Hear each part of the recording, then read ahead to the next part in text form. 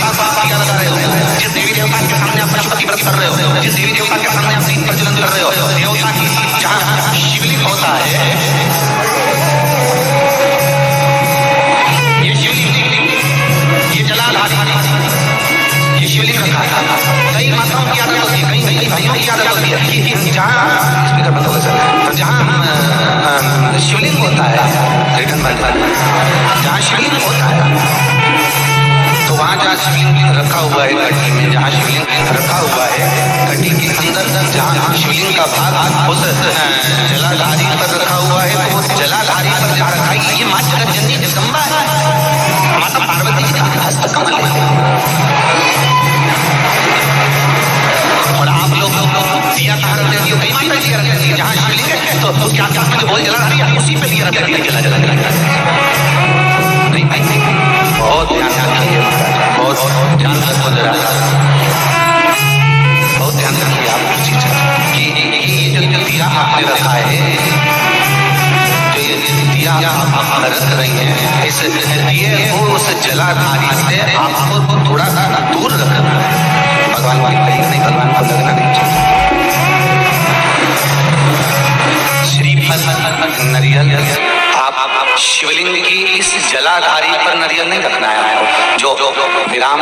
उद्यापन करते हो आप लोग, पशुपति व्रत का जो नरियल है, भेंट है, वो शिव जी को छुआकर नीचे ना, इस जलाधारी पर नहीं रखना है, शिवलिंग पर नहीं रखना है, उसको छुआकर जलाधारी से दूर रखिए। आपने अगर जलाधारी पर रखा है तो उसका फल आपको नहीं मिल सकता, उसका फल बहुत ध्यान देना पूजन पाठ में, आप इस स्मरण में महाराज, पूजन पाठ और स्मरण में अगर आप ध्यान देंगे तो आपको पूजन का फल पूर्ण मिलेगा। पूजन का फल जब मिलता है तो आपके पूजन का क्रम श्रेष्ठ,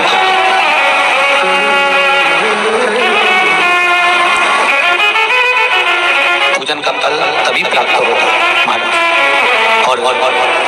उस पूजन के फल को हमें अगर प्राप्त करना है तो हमको श्रेष्ठता धारण करना ही पड़ेगा, हमें अपनी गलतियों को सुधारना पड़ेगा। जहाँ शिवलिंग रखा हुआ जलाधारी जो है वो पार्वती जी का, रिटर्न बढ़ा, पार्वती जी का स्थान है, और उस जलाधारी पर कोई वस्तु, शक्कर ले जाओ या मीठा ले जाओ या आप कोई सामग्री लेकर जा रहे हो तो जलाधारी पर नहीं रखना, कहाँ रखना है आपको? उससे दिया कहाँ लगाना है? जलाधारी से भी फूल चढ़ाओ, पत्ती चढ़ाओ, अक्षत चढ़ाओ, मूंग चढ़ाओ, तुम्हारी मर्जी पड़े जो सामग्री आप भगवान की सेवा की, चंदन, अबीर, गुलाल जो लेकर गए हो वो शिवलिंग पर, जलाधारी पर सब लगाओ, सब चढ़ाओ, इत्र भी चढ़ाओ,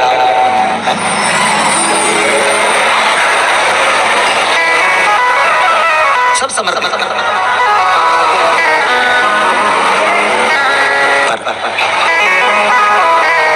उस जलाधारी से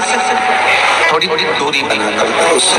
थोड़ा दूरी बना लें, उसके बाद आप अदब के मारे थोड़ी सी दूरी बनाकर अगर रखेंगे तो भगवान उसको स्वीकार करेगा। जैसे रुद्राक्ष की माला पहन लेने वाला व्यक्ति,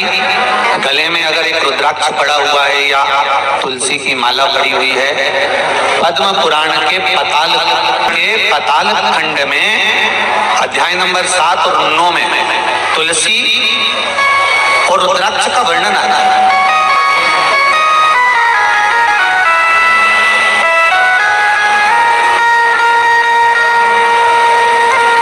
कि मान लो अगर मनुष्य का शरीर मिला है और आपके जीवन में कोई आपको गुरु ही नहीं मिला, कोई अच्छा सतगुरु प्राप्त ही नहीं हुआ,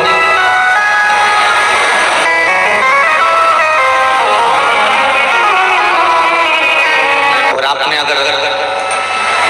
गुरु मंत्र भी नहीं लिया हो, गुरु मंत्र भी अगर धारण नहीं किया हो,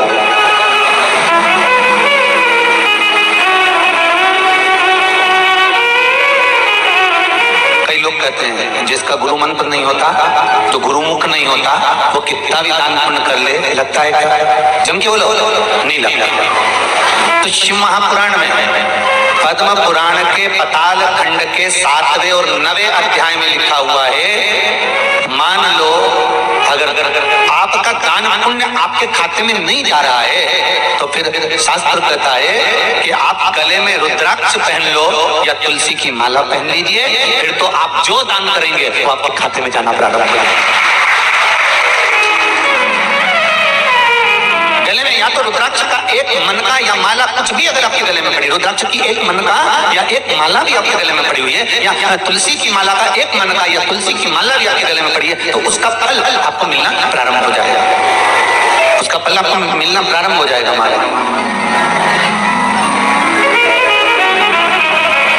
फिर आप जो दान करेंगे, पुण्य करेंगे, सत्कर्म करेंगे, भजन करेंगे, कीर्तन करेंगे, फिर आप जो भी कर रहे होंगे उसका फल आपको मिलेगा,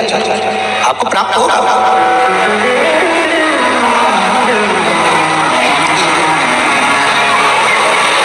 अच्छा, कई लोग कहते हैं गुरुजी माला पहनने से क्या होता है,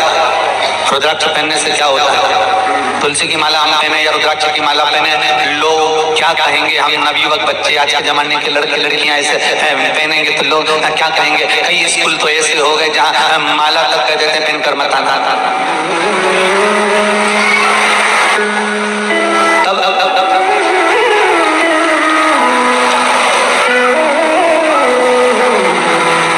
भाई कोई सौभाग्यवती नारी जो होती है ना, मांग में सिंदूर भरती है, बिंदी लगाती है, कई कई नई फैशन की है तो सिंदूर भी नहीं भरती। कृपा है, आप केवल विश्वास मानकर सारी समस्या का हल, एक लोटा जल, एक बेलपत्र, एक चावल का दाना, एक पुष्प की पंखड़ी, वो भी ना हो तो 3 बार ताली, वो भी ना हो तो बोल बम का नारा है, बाबा है सारा। शिव को अपना तुम्हारा